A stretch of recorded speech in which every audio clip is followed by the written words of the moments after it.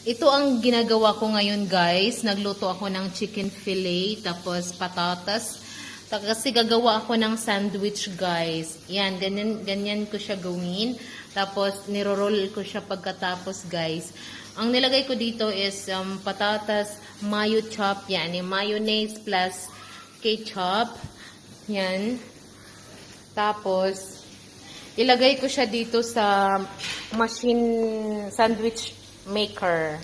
Ganyan. Ganito lang siya, guys. Hanggang mapula siya.